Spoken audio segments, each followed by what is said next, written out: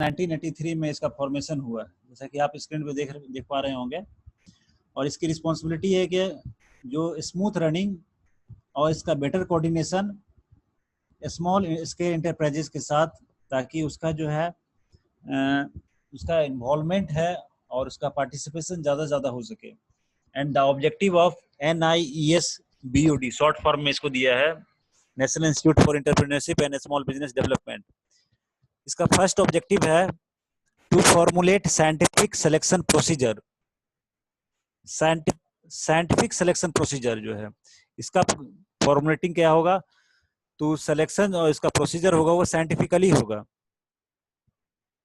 Right.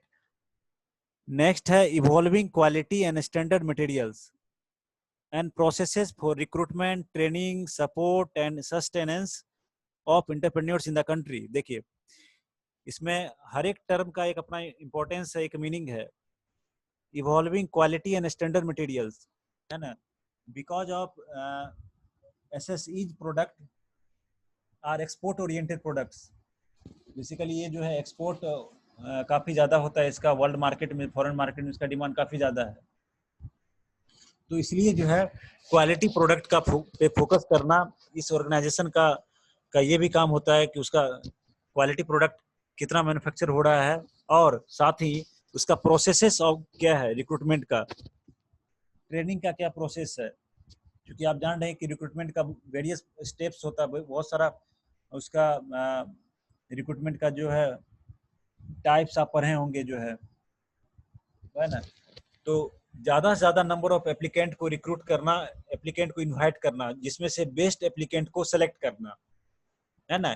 Invite as many applications as possible from the eligible job seekers. अगर हमारे पास options ज़्यादा रहेंगे candidates के, एप्लीकेंट पूल जितना ज़्यादा होगा, उसमें से जो फिल्टर करने, जो उसमें जो फिल्टर हो जो होगा कैंडिडेट, मतलब जो मोस्ट अप्रोप्रिएट कैंडिडेट है उसका जो सिलेक्शन होगा, उसकी पॉसिबिलिटी ज़्यादा होगी सक्सेसफुल कैंडिडेट का। अगर हमारे पास कैंडिडेट ही कम रहेंगे तो we have less option to choose the best candidate. तो इसलिए रिक्रूटमेंट का ये एक, by the definition, recruitment we all know it is the process of attracting and obtaining as many applications as possible from the eligible job seekers। जितना संभव हो सके उतना नंबर ऑफ एप्लीकेंट को अट्रैक्ट करना, उसको इनवाइट करना। आप देखते हैं कोई भी वैकेंसी आती है गवर्नमेंट की या कोई किसी सेक्टर में जॉब का, गवर्नमेंट हो या प्राइवेट हो, कैंडिडेट्स बहुत ज़्यादा मिलेंगे। अगर 10 सीट्स है, खास करके गवर्नमेंट सेक्टर में तो ज़्यादा रस है, भीड़ ज़्यादा है उसमें। अगर रेलवे ने या SSC ने या UPSC BPSC ने या बैंक्स ने अगर कोई 100 पोस्ट के लिए वैकेंसी निकाली,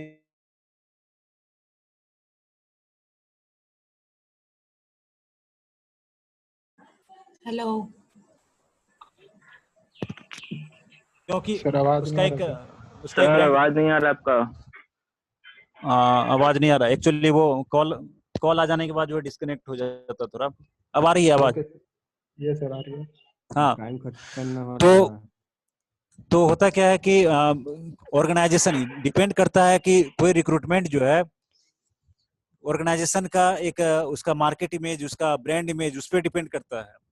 आप कोई कंपनी, ऐसी कंपनी है जिसके बारे में किसी को पता नहीं है, कोई ऑर्गेनाइजेशन ऐसा है जिसके बारे में आप नहीं जानते हैं और उसने वैकेंसी निकाला है, तो हो सकता है कई लोग जो है ये समझ करके कि हो सकता है ये फेक ऑर्गेनाइजेशन हो, फेक कंपनी हो, कई लोग उसमें वैकेंसी नहीं अप्लाई नहीं करते हैं क्योंकि उनको ट्रस्ट नहीं है, उसका एक ब्रांड वैल्यू नहीं है, उसका एक ब्रांड मार्केट इमेज नहीं है।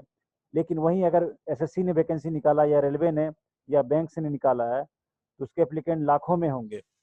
तो ये डिपेंड करता है उसका एक ब्रांड वैल्यू, उसका एक इमेज, मार्केट इमेज क्या है, उसका गुडविल क्या है, उस पर डिपेंड करता है जो है।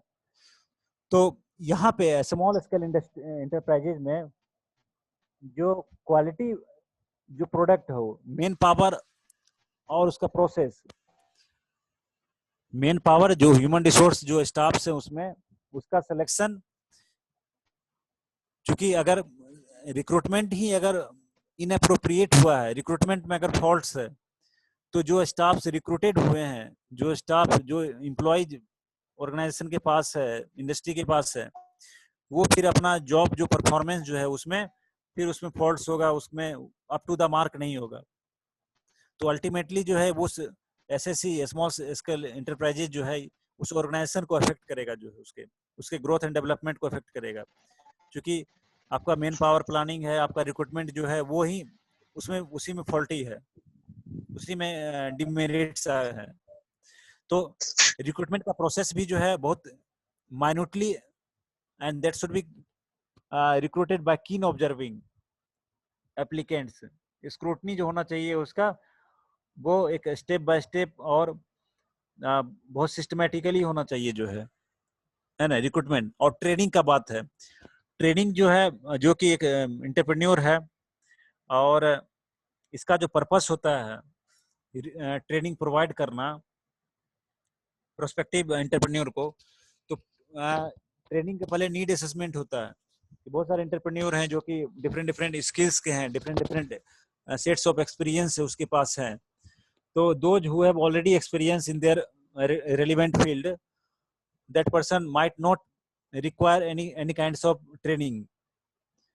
तो ट्रेनिंग का नीड एक्चुअल में किसको है? जिसका परफॉर्मेंस लेवल कम है, जिसका आउटपुट कम है, जिसको जो प्रोडक्शन प्रोसेस में इंडस्ट्री का जो सेट ऑफ स्टैंडर्ड्स है उसको समझने में, उसको इम्प्लीमेंट करने में कहीं कहीं प्रॉब्लम्स है, कहीं कहीं लूप होल है, उसको एक्चुअल में जरूरत है। क्योंकि training involves lot of cost and includes lot of time.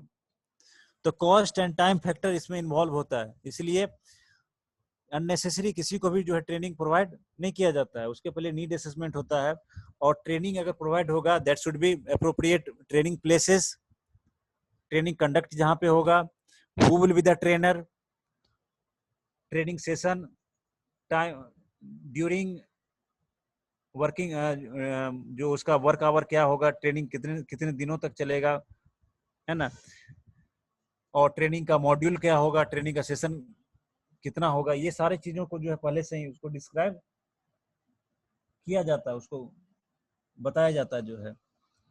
तो रिक्रूटमेंट, ट्रेनिंग और सपोर्ट, ये सारे चीजें जो है एक ऑल ओवर इंडिया में सपोर्ट जो है उसको प्रोवाइड करना जो है एक एंटरप्रेन्योर, एक प्रोस्पेक्टिव एंटरप्रेन्योर को, ताकि उसका पार्टिसिपेशन और वो उसका इन्वॉल्वमेंट ज़्यादा से ज़्यादा हो स्मॉल स्केल इंटरप्राइजेज को डेवलपमेंट के लिए। It also organise training programmes for promotion trainers as well as for the entrepreneurs.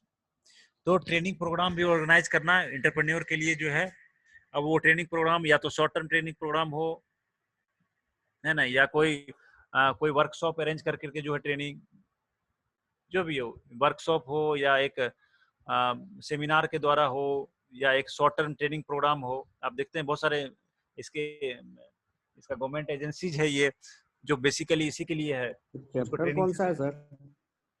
Chapter है एजेंसीज फॉर सपोर्टिंग एसएससी।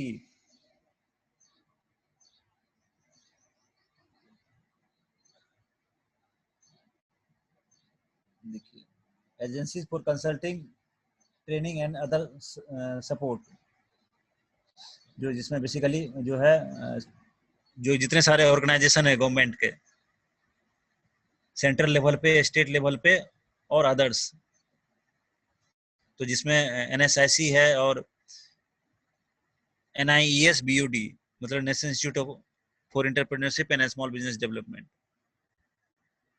तो ये है ट्रेनिंग प्रोग्राम ऑर्गेनाइज करना, ट्रेनर्स